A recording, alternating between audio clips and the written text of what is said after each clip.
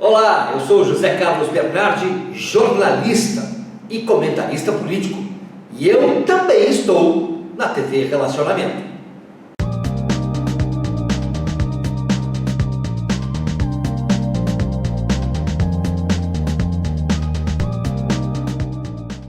Nós temos uma cor de pele, mas a nossa alma tem cor? É claro que não. Nós temos luz, e luz está acima de tudo isso. Mas colocando uma luz sobre todos, nós vemos que o Brasil tem um pé na África. E a África, bom, a África tem dois pés no Brasil, porque as nossas histórias se confundem, se completam. E a professora Silvia Cristina Martins tem um livro fantástico que traz aqui uma antologia de textos angolanos e afro-brasileiros como ferramenta para ajudar os professores, ajudar a educação brasileira a cumprir uma lei, entender essa fusão, essa mescla. Afinal de contas, Brasil e África são irmãs. E você pode entender melhor através da literatura. Parabéns à professora Silvia Cristina Coppe Martins, que traz essa obra-prima e que você está conhecendo agora no programa com o Kendi Sakamoto, a entrevista da professora Silvia Martins. Claro, nós estamos na TV Relacionamento, e relacionamento é o que nós sempre tivemos com a África, até porque temos os dois pés também nessa história. Olá, internautas, iniciamos mais um programa Você é Top. Hoje nós temos aí o prazer de ter uma companhia maravilhosa, aquela pessoa que esbanja talento, sabedoria e principalmente cultura. Professora Silvia Cristina Coppe Martins, muito obrigado, sempre um prazer imenso estar perto de você, tá? Igualmente. Obrigada por estar aqui novamente. A professora Silvia está nos brindando com uma obra espetacular falando sobre o continente africano, tá? Nós vamos falar bastante do livro. Silvia, conta um pouquinho para os nossos internautas quando começou a sua paixão pelo continente africano. Bom, é o seguinte, eu tinha 7 anos de idade, meus pais se separaram e eu fui morar com os meus avós, eu, minha mãe e meus avós. E a minha mãe contratou uma pessoa para cuidar um pouco de mim, porque a minha avó tinha vários afazeres, e ela contratou uma pessoa chamada Neuza Maria da Silva, um nome bastante comum. Sim. Mas a Neuza, ela era angolana. E nascida lá, inclusive.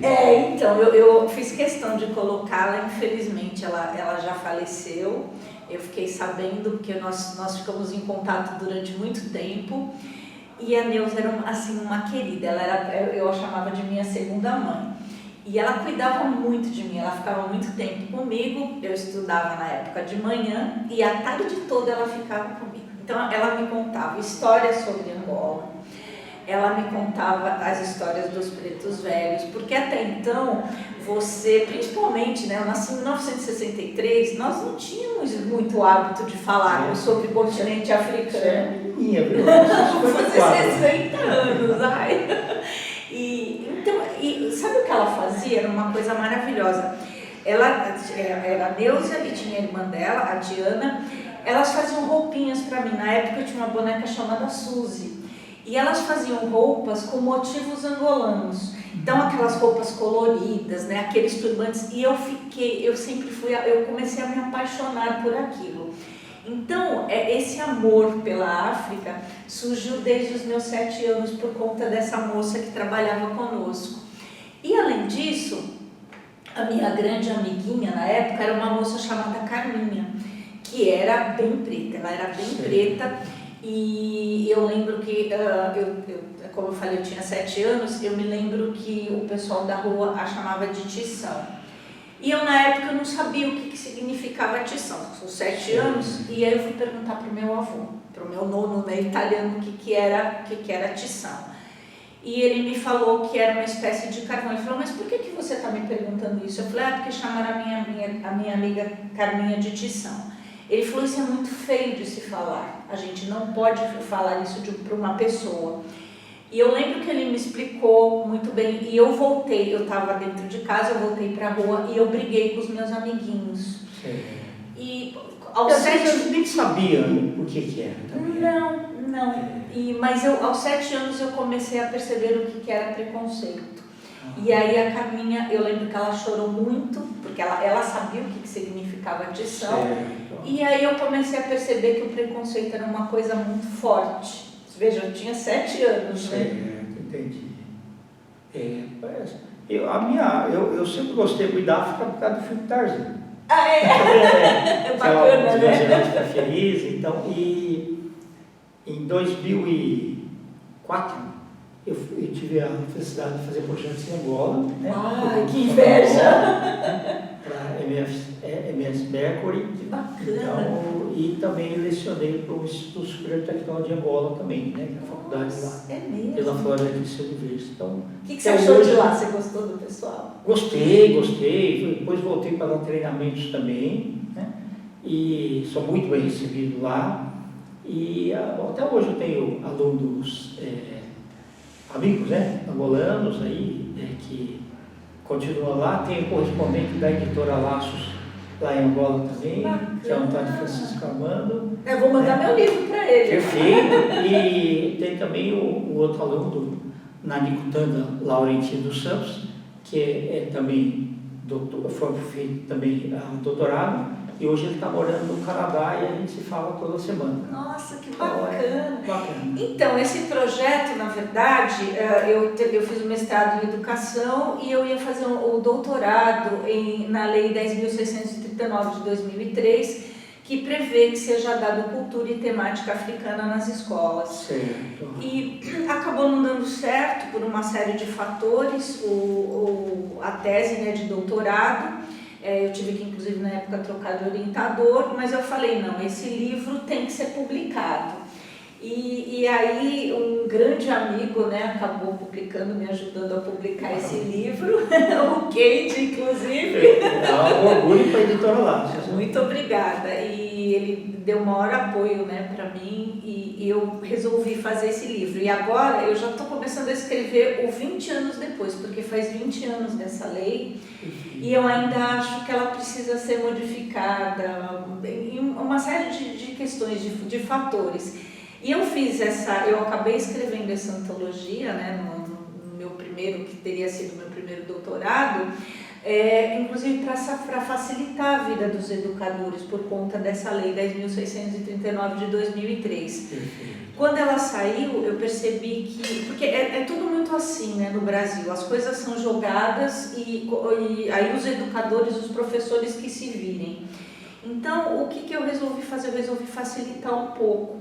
Então, eu fiz uma série de estudos, eu percebi que na época, isso por volta de 2013, 2014, foi quando eu escrevi esse livro, né, a primeira vez, porque ele teve algumas alterações durante o tempo, né? Sim. Mas a primeira vez que eu escrevi, eu fiz uma série de pesquisas, inclusive para saber o que tinha em relação a antologias africanas, e eu percebi que quase não tinha nada. Hoje você tem uma série de coisas, mas eu achei que as atividades, eu mostrei para vários professores e eles acharam muito bacana. Por quê? Porque eu trabalho, por exemplo, com autores brasileiros voltados para a cultura africana, que se interessam para a cultura africana, e eu escolhi os angolanos por conta dessa grande influência que eu tive da Neuza. Então eu gosto muito de vários autores que eu escolhi, e eu coloquei muito essa questão do negro, do branco, da diferença, da pseudo-diferença, né? Porque eu acho que no fundo nós somos diferentes, sim, mas por que não sermos diferentes, né? E por que não respeitar todos? E eu comecei com uma epígrafe do Mandela, que ele fala que se as pessoas aprendem a odiar, por que elas não podem aprender a amar? E eu percebo que o preconceito está muito enraizado, infelizmente, dentro da nossa sociedade. Aliás, eu como branca, nós como brancos, muitas vezes nós não percebemos que esse preconceito está enraizado, ele é velado. E como eu tenho muitos amigos que são pretos, eu converso muito com eles e, inclusive, às vezes, você só de estar em contato, você percebe que o tratamento é diferente. Eu não imaginava que a nossa sociedade fosse tão preconceituosa e eu fico muito triste com isso. É verdade. Você sabe que quando eu estava na escola e meus amigos eram todos da área rural, e aí eles não conseguiam falar foneticamente direito as palavras. Não existia a palavra bullying, mas eles sofriam bastante. Então eu sei que teve infelizmente, professores, serventes, né, funcionários aí da escola que falavam, quando aí é só plantar tomate, cebola, não sei o que e tal. Eu escutei muitos aí. Eu acho triste, né, você me contar uma coisa dessas, e principalmente vindo de alguém que se diz um educador. Exatamente. Porque eu lembro que na minha época eu também não tinha, nós não chamávamos de bullying, mas eu tive um professor, por exemplo, que ele me chamava de branquela. E eu tinha muita bronca disso, porque eu realmente sofro muito por conta da minha cor branca. Eu não gosto de ser muito branca desse jeito. Você pode reparar que eu estou sempre de cor escura. Até eu achei bonitinha a capa que puseram um vestido preto, achei bem bacana. Eu não uso porque eu acho que eu fico muito branca. Eu já sou branca e eu uso roupa clara, eu fico parecendo um fantasma da ópera, né? Então o pessoal até dá risada quando eu falo isso. Eu tive muitos problemas de pele, tive inclusive o 3º câncer de pele por conta dessa brancura total. Então eu acho que as pessoas elas devem se orgulhar pelo que elas são, mas o respeito ele deve vir. Nós temos que respeitar. Eu tive uma frase que meu avô me ensinou aos 5 anos de idade, o meu nono italiano. Ele dizia que nós temos que respeitar tudo e todos. Quando nós nos colocarmos no lugar do outro, nós vamos de fato saber o que é uma sociedade, o que é um ser humano. É verdade. Que mereça ser chamado de humano. Exatamente. Então, porque eu acho que todo mundo fala, nós somos iguais. Não, nós somos diferentes, mas eu acho que o bonito é exatamente ser diferente. Né? Um ser preto, outro branco, amarelo, roxo, seja o que for. Mas nós temos que respeitar. É verdade. Então, o respeito deve vir por Sim. parte de todos. O que eu sempre falo assim, nas palestras que eu dou é assim, seja acima da média. Não fica na média. Porque na média você vai estar igual a todo mundo. Você quer ter algum reconhecimento, você quer sobressair, você tem que ter um curso a mais, você tem que ter lido um livro a mais, você tem que ter amizades com pessoas melhores do que você, né? E diferentes também. Porque exatamente. Só pessoas... Sabe, eu tive uma infância muito feliz. Eu nasci no bairro do Ipiranga, eu tenho uma verdadeira paixão pelo Ipiranga.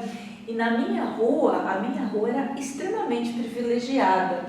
Nós tínhamos japoneses, espanhóis, judeus, pretos, brancos, nortistas, nordestinos, italianos, árabes. Eu lembro que nós não havia essa coisa de preconceito, a não ser pela Carminha, que eu fiquei muito triste, né? Mas isso veio depois, né? Ou antes a gente conviveu com uma série de pessoas diferentes e era tão gostoso. Eu lembro que nós tínhamos festas na casa dos amigos judeus, na festa dos amigos italianos. Mas depois, infelizmente, as pessoas começou a haver muita mudança na rua e chegaram pessoas que de fato eram preconceituosas e isso foi uma grande pena. Mas você vê, eu tenho amizade com esses meus amiguinhos de infância até hoje. Né? Então os judeus, os pretos, os espanhóis, os italianos não tem essa diferença. Então eu tive uma criação muito boa, muito privilegiada, muito aberta. Perfeito. Silvia, nós tivemos aqui na introdução do nosso programa, né, as palavras bonitas do Bernardi. Né? Bernardi é um grande amigo. E eu gostaria, se fosse possível, você ler. Posso ler? Você pegar teu óculos? Pode, por favor. O óculos, por favor. Pode, por favor, estão ali os meus olhos. E aqui você trava um pouco. Eu queria, o Bernardo fez uma declaração, o Bernardo é um amigo querido, ele é a esposa dele. Corta esse pedaço, tá? Muito obrigada. O Bernardo é um grande amigo, nós trabalhamos agora nós tentamos que ele se candidatou, né? Foi candidato a deputado estadual, nós fizemos campanha para ele, né?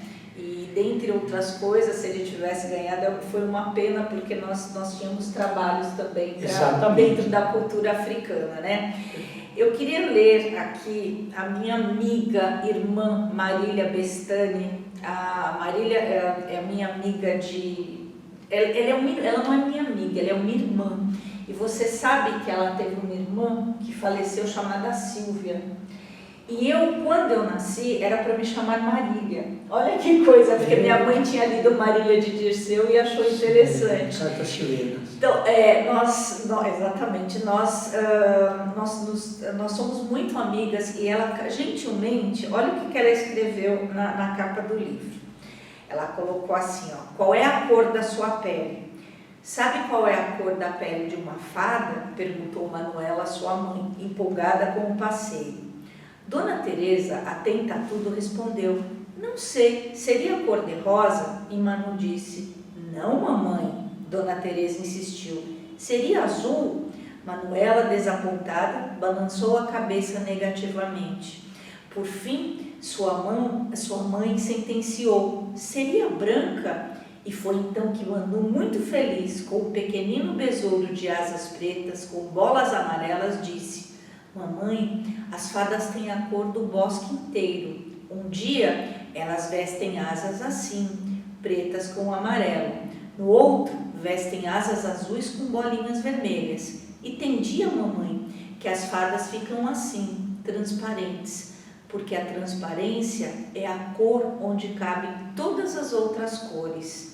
Sim, a transparência é a cor que abriga as demais. Lá cabem todos, pretos, brancos, amarelos e o que mais houver, porque na transparência também habita a mais importante das tonalidades, a cor respeito, que demonstra naturalmente que o tom da pele de um indivíduo não diz quem ele é, não o torna melhor ou pior, contrariamente, mostra apenas e tão somente uma pequena parte de sua etnia. Este texto de Silvia Cópia Martins, escrito pelos dedos do coração, tornam as palavras de sua autora uma reflexão importante, sem perder a tônica das grandes discussões acadêmicas, mas com o pé na poesia, na literatura, na abundância que permeia a arte das narrativas, traduzindo histórias em um reconhecimento prioritário do que é mais vital na coexistência mundial: respeito. Respeito inequívoco, pleno e perene pela única espécie a habitar este planeta, a minha, a sua, a nossa humanidade. Professora Marília Bestani. Lindo, muito, né? Sem dúvida. A primeira vez que eu li, eu chorei muito, porque ela fala naquilo que eu acredito, o respeito. E eu te agradeço imensamente por você ter me apresentado a Marília, porque ela tem feito trabalhos maravilhosos para... Ela é maravilhosa, é uma irmã, não uma irmã de sangue, mas é uma irmã de fé, certo. É uma irmã de coração. Perfeito, está ótimo. Silvia, nós estamos aí nos instantes finais, eu queria que você deixasse seus contatos, suas redes sociais, nós vamos escrever aqui também, tá? Tá. Até para quem for comprar o livro, adquirir direto com você, autografado, né? Vai olhar aqui na sede. Eu agradeço bastante. Vocês podem me procurar no Silvia Cópia Martins, no Facebook, no Instagram Silvia Cristina Cópia. O meu e-mail é silviacopian@uol.com.br. Eu queria agradecer mais uma vez por estar aqui nesse programa tão bacana, na TV Relacionamento, cujo idealizador é o meu grande amigo Kendi, que tem sido um grande parceiro também, e um amigo de coração também. Obrigado. Tá bom? Muito obrigada a todos e eu espero que vocês gostem do livro. Certo. Eu quero ver você muitas outras vezes E depois que fizer o próximo livro também nós teremos um Estarei aqui. Perfeito. Tá bom? Tchau, gente. Internautas, com os agradecimentos então a essa talentosa professora Silvia Cristina Copa Martins, nós finalizamos mais um Você é Top. Grande abraço e até a próxima. Tchau.